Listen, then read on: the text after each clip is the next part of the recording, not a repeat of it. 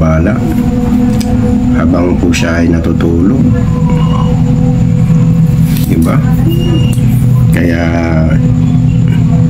bago matulog mag-pray. Mas maganda kung may mga pangontra po kayo, lalong-lalo na yung Saint Benedict na medallion tulad nito, magkakaroon po kayo ng proteksyon at tulad nitong singsing, itong Saint Benedict, tsaka itong para habang kayo po ay natutulog ay hindi po kayo magambala ng mga elementong tulad niyan na hindi nakikita ng mata. Isang uri po ng mga incubus yan na elemento na yan, kampo ng dilim.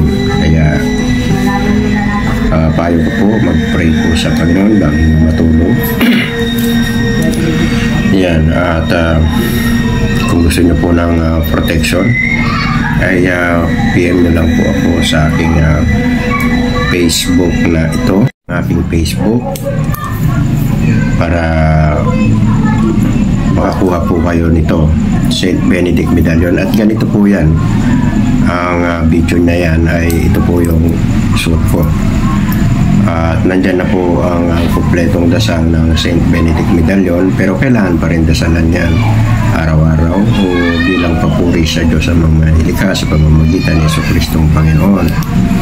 At sa mga gustong kumuha o order nito ng Saint Benedict na cross, yung Exorcism Saint Benedict, ay ilalagay ko sa comment section yung link nito. Pindutin nyo lang po yon para maka-order po kayo. At ganun din po ito, yan, Saint Benedict yung harapan naman yan. Yung sa likuran, ganito po ang style yan, tatlong klase po na kulay at any size meron dyan. Yan, ganyan. At yung harapan naman, ganitong klase po. So yan, para protection po habang kayo po ay natutulog, meron kayong protection. At araw-araw po yan dinadasalan. Ang pagdasal niyan ay alas 6. Pero kung wala po kayong oras sa alas 6, ay dahil sa may trabaho po kayo, bago matulog at pagkagising po.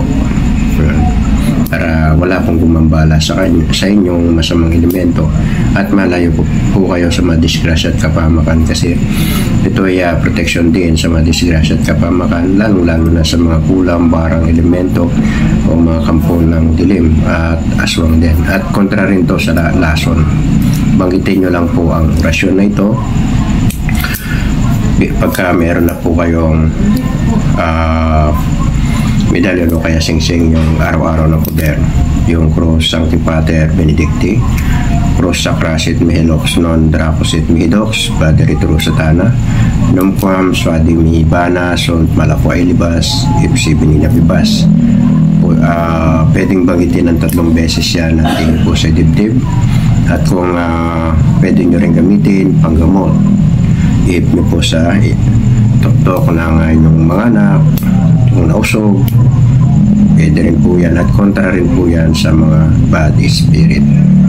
At pwede rin po ipainom yan, banggitin at ihip po sa inumin ng inyong mga anak kung sila ay may karamdaman, maging ito man po ay physical o spiritual na karamdaman. Malay mo ito ay makatulong sa karamdaman ng iyong anak. So God bless, thank you for watching.